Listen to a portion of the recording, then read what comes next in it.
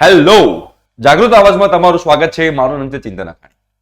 હવે જેટલા પણ લોકો અત્યારે 12th સ્ટાન્ડર્ડમાં છે, ગુજકેટની એક્ઝામ આપવા જઈ રહ્યા છે અને જેડબલઈની પણ એક્ઝામ આપવાના છે, એ લોકોનું એક જ સપનું છે કે લોકોને સારી કોલેજ અને સારી બ્રાન્ચ મળે એન્જિનિયરિંગની અંદર.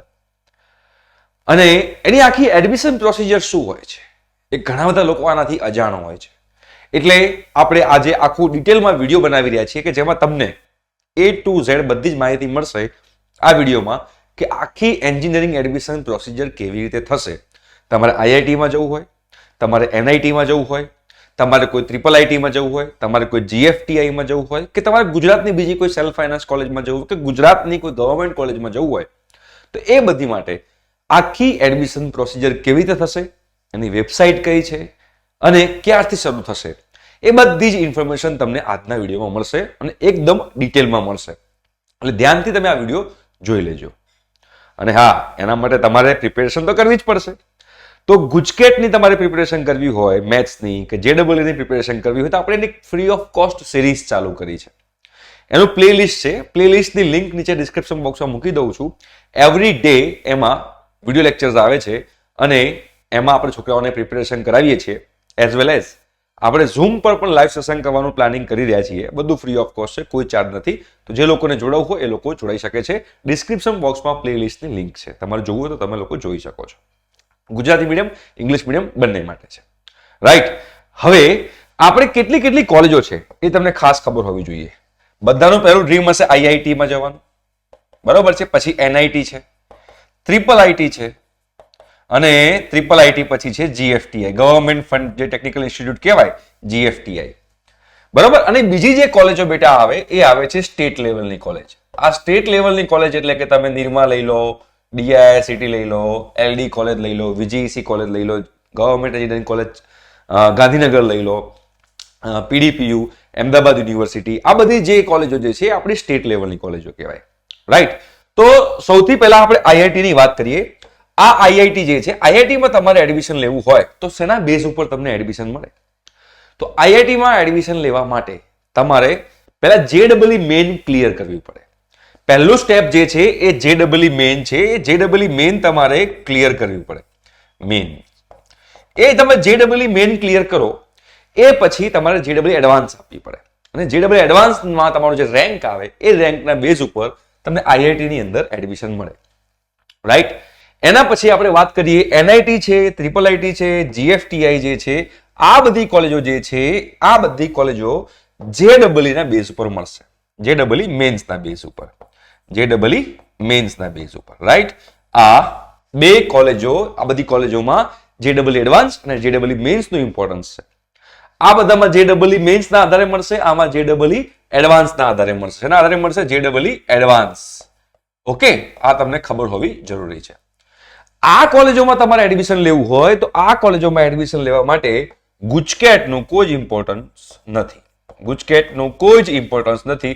તમે ગુજકેટ આપો ના આપો, તમારે જો જેડબલઈ મેન્સમાં સારો સ્કોર હોય અને એના બેઝ પર તમે જેડબલઈ એડવાન્સમાં જાઓ અને જેડબલઈ એડવાન્સમાં તમારો સારો સ્કોર આવે તો તમને આઈઆઈટીમાં મળે અને જેડબલઈ મેન્સમાં સારો સ્કોર હોય તો એનઆઈટી, ટ્રિપલ આઈટી ને જીએફટીઆઈટી તમને લોકોને એડમિશન મળે આખા ઇન્ડિયામાં. એટલે આપણા સુરતમાં બી એનઆઈટી સુરત છે કે પછી બરોડામાં ટ્રિપલ આઈટી છે, સુરતમાં ટ્રિપલ આઈટી છે કે આઈઆઈટી ગાંધીનગર છે, આ બધામાં તમને આના થ્રુ એડમિશન મળી શકશે. એમાં ગુજકેટનો કોઈ જ રોલ નથી. ક્લિયર થઈ ગયું આ વસ્તુ? હવે કઈ વેબસાઇટ છે, આમાં કઈ વેબસાઇટના બેઝ ઉપર તમને લોકોને આમાં એડમિશન મળશે? તો સીસેબ કાઉન્સેલિંગ કરીને આવે છે. સીસેબ કાઉન્સેલિંગ આખી આપણી એડમિશન પ્રોસિજર જે છે સીસેબ કાઉન્સેલિંગની, એ બધી જ વસ્તુ તમને લોકોને ઇન્ફોર્મેશન આપવામાં આવશે. જો તમારે ઇન્ફોર્મેશન જોઈતી હોય તો તમારે 9898500437 જે છે એ નંબર પર તમારે વોટ્સએપ કરવાનો છે કે સર અમારે એડમિશનની આખી ઇન્ફોર્મેશન જોઈએ છે, અમને વોટ્સએપ ગ્રુપમાં એડ કરો. આ નંબર પર તમે વોટ્સએપ કરશો એટલે તમને લોકોને ફ્રી ઓફ કોસ્ટના એ વોટ્સએપ ગ્રુપમાં તમને એડ કરી દેવામાં આવશે. ત્યાં તમારે જેડબલઈ main through, જેડબલઈ advance through, GUJCET through જે પણ એડમિશન પ્રોસિજર થવાની છે બધાની ઇન્ફોર્મેશન તમને ત્યાં આગળ મળતી રહેશે. ઓકે, તો સી સેબ કાઉન્સેલિંગ કહેવાય છે, સી સેબ કાઉન્સેલિંગ, જેના થ્રુ તમારું આખું આ એડમિશન પ્રોસિજર જે છે એ થવાની છે. બરોબર છે, સી સેબ કાઉન્સેલિંગ કહેવાય છે. પછી બીજું પણ કહેવાય છે જે બધી વસ્તુ આની આખી અલગ વેબસાઇટ છે, જે વેબસાઇટ પર તમારી આખી એડમિશન પ્રોસિજર થવાની છે, જે જોશા કાઉન્સેલિંગ પણ તમે કહી શકો છો. સૌથી પહેલા જોશા આવે અને જોશા પછી છેલ્લો રાઉન્ડ જે આવે એ છેલ્લો રાઉન્ડ જે છે એ તમારો આવશે સી સેબનો. બરોબર છે, પહેલા જોશા કાઉન્સેલિંગ થાય પછી સી સેબ કાઉન્સેલિંગ થાય. જે વધેલી સીટો હોય કે જે પણ XYZ વસ્તુઓ, પણ પહેલા જોશા કાઉન્સેલિંગ થાય. તો જોશા કાઉન્સેલિંગમાં તમારી આખી એડમિશન પ્રોસિજર થશે. NIT, IIIT, GFTI ની બધી એની વેબસાઇટ છે જોશા. બરોબર, પહેલા જોશા કાઉન્સેલિંગ આવે પછી સી સેબ કાઉન્સેલિંગ આવે. એમાં તમારે ચોઇસ ફિલિંગ કરવાની હોય. ચોઇસ ફિલિંગ કેવી રીતે કરવી, શું કરવી, બધી જ તમને ઇન્ફોર્મેશન મળતી રહેશે. એ બધી ઇન્ફોર્મેશન માટે તમારે જો જોડાવવું હોય તો આ WhatsApp પર તમે કરી શકો છો WhatsApp મેસેજ. ઓકે, આ વાત થઈ ગઈ આપણી નેશનલ લેવલની કોલેજમાં. હવે સ્ટેટ લેવલની કોલેજમાં વાત કરીએ તો સ્ટેટ લેવલની કોલેજમાં બે ટાઈપની કોલેજો આવે છે. સ્ટેટ લેવલની જે કોલેજ છે એ સ્ટેટ લેવલની કોલેજમાં તમારી બે ટાઈપની કોલેજો આવે છે. એક કોલેજ જે છે એને કહેવાય છે self finance college, self finance college, અને બીજી કોલેજ જે છે એને કહેવાય છે government college. Self finance college મતલબ શું કે જેનું મેનેજમેન્ટ જે છે એનું મેનેજમેન્ટ પ્રાઇવેટ મેનેજમેન્ટ હોય. ગવર્મેન્ટ કોલેજ એટલે કે એમાં એનું મેનેજમેન્ટ ગવર્મેન્ટ થ્રુ થતું હોય. રાઈટ, ગવર્મેન્ટ પણ હોઈ શકે છે અને સેમી ગવર્મેન્ટ પણ હોઈ શકે છે. ઓકે, તો સેલ્ફ ફાઇનાન્સ કોલેજ જે હોય એ સેલ્ફ ફાઇનાન્સ કોલેજની ફીસ જે છે, ફીસ હાઈ હોય. એટલે લાખ રૂપિયા, 1.5 લાખ રૂપિયા, 2 લાખ રૂપિયા, 2.5 લાખ રૂપિયા, 3 લાખ રૂપિયા, જેવી જેવી કોલેજ એ પ્રમાણે એની ફીસ હોય, સ્ટ્રક્ચર. ઓકે, વર્ષની ફી કહી રહ્યો છું. જ્યારે ગવર્મેન્ટ કોલેજ હોય તો ગવર્મેન્ટ કોલેજમાં જે બોયઝ હોય, બોયઝની ફીસ 1500 રૂપિયા છે અને ગર્લ્સ માટે ફ્રી ઓફ કોસ્ટ છે. ઓકે, અને આ જે ફ્રી સીટ છે, આ જે સેલ્ફ ફાઇનાન્સ કોલેજ છે એ સેલ્ફ ફાઇનાન્સ કોલેજની અંદર પણ જો તમારે ફ્રી સીટમાં ભણવું હોય, કોઈ પણ કેટેગરી વાળા હો, ઓપન કેટેગરી વાળા હો કે પછી SC category, ST category, SCBC, Bakshi Panch વાળા હો, તમે કોઈ પણ કેટેગરીમાં હો, તમારે સેલ્ફ ફાઇનાન્સમાં પણ ફ્રી સીટમાં ભણવું હોય તો એની પણ એક વ્યવસ્થા કરેલી છે ગવર્મેન્ટે. એ બધી ઇન્ફોર્મેશન ધીમે ધીમે આપણે આપતા જઈશું અને આપણે જે WhatsApp ગ્રુપ છે એમાં બધી ઇન્ફોર્મેશન આવતી રહેશે. રાઈટ, તો આમાં પણ તમારે ફ્રીમાં ભણવું હોય તો એના ચાન્સીસ છે. અને ફ્રીમાં ના ભણવું હોય, ફ્રીમાં તમને સીટ કદાચ ના મળે તો એક સ્કોલરશિપ પણ આવે છે, MYSY સ્કોલરશિપ, જેમાં તમને ગવર્મેન્ટ સ્કોલરશિપ આપે છે, મુખ્યમંત્રી યુવા સ્વાવલંબન યોજના, જે સ્કોલરશિપ ગુજરાત ગવર્મેન્ટ જે આપણા છોકરાઓને આપે છે. તમે સેલ્ફ ફાઇનાન્સ કોલેજમાં ભણતા હો તો તમને લોકોને એ ફાઇનાન્શિયલી હેલ્પ કરે છે. કેવી રીતે હેલ્પ કરે છે, કેવી રીતે એપ્લાય કરવાનું, બધી ઇન્ફોર્મેશન તમને આ ચેનલ પર મળતી રહેશે. રાઈટ, તો આ થઈ ગઈ તમારી સેલ્ફ ફાઇનાન્સ કોલેજ અને આ થઈ ગઈ તમારી ગવર્મેન્ટ કોલેજ. હવે ગવર્મેન્ટ કોલેજમાં તમારે એડમિશન લેવું હોય તો ગવર્મેન્ટ કોલેજમાં તમારે વસ્તુ ધ્યાનમાં રાખવાની કે એમાં 95% સીટ્સ જે છે એ 95% સીટ ગુજકેટ પ્લસ બોર્ડના આધારે ભરાય છે. ગુજકેટ પ્લસ બોર્ડનું રિઝલ્ટ, ગુજકેટ પ્લસ બોર્ડના રિઝલ્ટ પ્રમાણે 95% સીટ્સ અંદર ભરાય છે. અને એવી રીતે આપણે 5% સીટ જે છે એ અગેન 5% સીટ JEE ના આધારે, JEE મેન્સના આધારે ભરાશે. JEE મેન્સના આધારે. હવે JEE મેન્સના આધારે ભરાશે તો આમાં શું ઓલ ઓવર ઇન્ડિયામાં બધા જ સ્ટુડન્ટ્સ આની અંદર પાર્ટિસિપેટ કરી શકશે? ના. આ જે ગુજરાતની સ્ટેટ લેવલ એટલે કે ગુજરાતની આ જે ગુજરાતની કોલેજ જે છે એ ગુજરાતની કોલેજમાં જે ગવર્મેન્ટ કોલેજો છે એ ગવર્મેન્ટ કોલેજમાં જે JEE સીટો છે એ JEE સીટોમાં માત્ર ને માત્ર ગુજરાતના સ્ટુડન્ટ્સ પાર્ટિસિપેટ કરી શકશે. એટલે તમારા અહીંયા આગળ 2 રેન્ક આવશે. JEE મેન્સ તમે આપો છો તો JEE મેન્સમાં તમારા 2 રેન્ક આવશે. JEE મેન્સમાં તમારા 2 રેન્ક આવશે. તમે ધારો કે JEE મેન્સ આપેલી હોય તો JEE મેન્સમાં તમારા 2 રેન્ક આવશે. એક આવશે ઓલ ઇન્ડિયા રેન્ક, જેને આપણે AIR કહીએ છીએ, અને બીજો જે આવશે એ સ્ટેટ રેન્ક આવશે. આ સ્ટેટ રેન્ક તમને અત્યારે નહીં આવે. આ સ્ટેટ રેન્ક તમારો અત્યારે હાલ નહીં આવે. તમે ધારો કે JEE આપેલી હોય તો JEE જે રિઝલ્ટ આવશે એ રિઝલ્ટમાં તમારો ઓલ ઇન્ડિયા રેન્ક આપેલો હશે, સ્ટેટ રેન્ક નહીં આપેલો હોય. સ્ટેટ રેન્ક તમને સ્ટેટ આપશે. કોણ આપશે, કેવી રીતે આપશે તમને આગળ કહું છું. પણ તમારા 2 રેન્ક આવશે. અત્યારે તમારા સ્ટેટ રેન્ક નથી આવવાનો.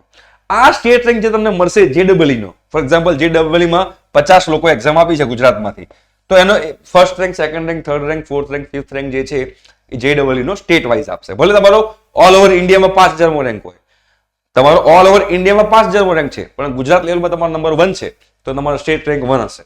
તો એ ઓલ ઇન્ડિયા રેન્ક ના ગણાય, એ તમારો સ્ટેટનો રેન્ક થયો કહેવાય. તો એ સ્ટેટ રેન્ક તમને આપવામાં આવશે. એ સ્ટેટ રેન્કના આધારે આ 5% જે છે એ સીટ્સ તમારી ફિલ થશે JEE મેન્સની. આઈ હોપ સો કે હું જો કહેવા માંગી રહ્યો છું તમને ક્લિયર થતું હશે. રાઈટ, અને ગુજકેટ પ્લસ બોર્ડ જે છે 95% સીટ છે એમાં ગુજકેટનું 50% વેટેજ છે અને બોર્ડનું 50% વેટેજ છે. એટલે તમારા ગુજકેટના જે પર્સન્ટાઇલ આવે એના 50% અને બોર્ડના જે પર્સન્ટાઇલ આવે એના 50%. ફોર એક્ઝામ્પલ, તમારા ગુજકેટની અંદર 90% છે, બરોબર છે, અને તમારા બોર્ડની અંદર 96% છે. તો ગુજકેટના 90% જે હોય એના 50% 45% થાય અને જે 96% છે એના 50% જે છે 48% થાય. આ બંનેનો સરવાળો કરો તો 93% બને. તો આના બેઝ પર તમારો રેન્ક આવશે. આના બેઝ પર તમારો રેન્ક આવશે, જે તમારો ગુજરાત લેવલનો રેન્ક હશે અને એ રેન્કના આધારે આ 95% સીટ્સ જે છે એ ભરાશે.